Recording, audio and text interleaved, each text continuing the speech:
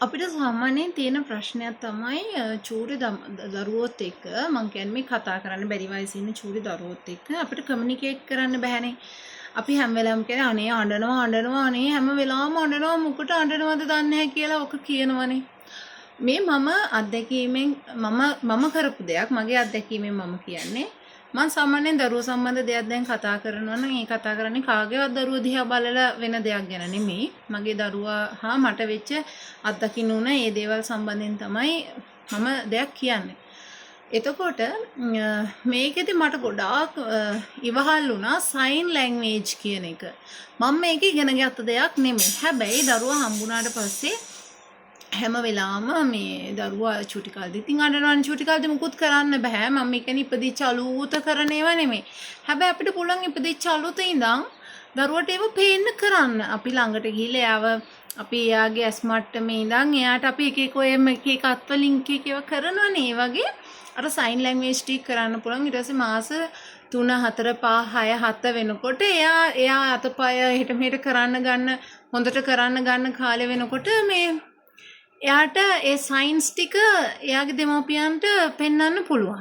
එතකොට අර බබා නැත්තම් හැම දෙයකටම එයාට බඩගිනි උනත් හඬනවා.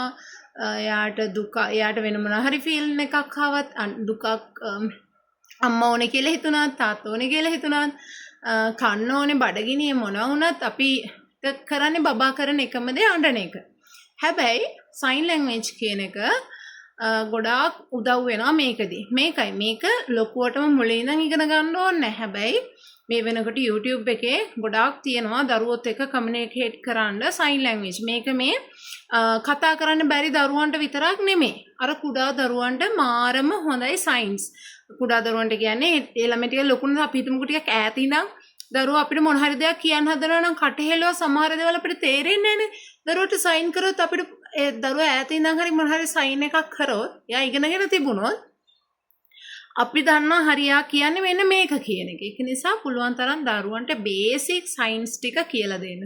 චූටි කාලේදී අම්මා කියන එක, තාත්තා කියන එක එයා වැඩිපුර මිලන්නේ මොන හරි ඉල්ලනවා තව මොන හරි අපි මොන හරි භාෂා අපි හිතමු සිංහල නම් සිංහලෙන් තව ඕනේ. එහෙම නැත්නම් එතකොට thank you කියනවා නම් ඊට පස්සේ අම්මා තාත්තා කියන එක ඊට පස්සේ අපි හිතමුකෝ එයාගේ ඩයපර්ස් පිරීලා නම් එයාට චූ ගිහලා එයා ඉන්නේ තෙතමනේ නම් එයාට අමාරුයිනේ එයාට අන්කම්ෆර්ටබල් නේ ඒකට බබා මෙහෙම කරලා කියනවා ඩයපර්ස් මාරු කරන්න ඕනේ කියන එක එතකොට මිල්ක් එයාට කිරි ඕන නම් එයා මෙහෙම කරලා කියනවා අම්මා ඕන නම් තාත්තා දැන් සාමාන්‍ය දරුවෙට මූලිකවම ඕන වෙන්නේ අම්මා තාත්තා කිරි ටික ඕකනේ ඊට පස්සේ කන ඒවා තව ඕනේ කියන ඒවා කන්න ඕනේ කියන එක මී කියන එක අර එහෙම චූටි සයින්ස් තියෙනවා ඒක නිසා ඔයාලා YouTube එකෙන් බලලා හරි ඔයාගේ දරුවන්ට ඉපදිච්ච අලුත ඉඳන්ම ඒ සයින්ස් ටික කරන්න ඔයාලටත් ලේසි දරුවන්ටත් ලේසි ඒ දරුවා එතකොට හැම වෙලාවම අඬන්නේ නැහැ. ඒ දරුවා එයාට ඕන දේ කියනවා. මොකද කතා කරන්න ඉගෙන ගන්න දරුවෙක් ගගා ඉදින්නේ දේවල් කතා කරන්නේ නේද? පවුනේ. අපිටත් ලේසි ඒගොල්ලන්ටත් ලේසි. ඒක නිසා මම යෝජනාවක් කරන්න කැමතියි. අම්මලා තාත්තලාට දරුවන්ට චූටි කාලේ ඉඳන් බේසික් සයින්ස් ටිකක් උගන්වන්න ඊට අමතරව එයාලගේ ආරක්ෂාව වෙනුවෙන් ගන්න පුළුවන් සයින්ස් තියෙනවා නම් ඒවත් එයාලට ටික ටික ලොකු වෙනකොට ඒවා කියලා දෙන්න. මොකද ඒක දරුවන්ගේ ආරක්ෂාව වෙනුවෙන් දරුවන්ගේ පෝෂණය වෙනුවෙන් දරුවන්ගේ හැම දෙයක්ම වෙනුවෙන් අපිට කරන්න පුළුවන් හොඳ දෙයක් තමයි.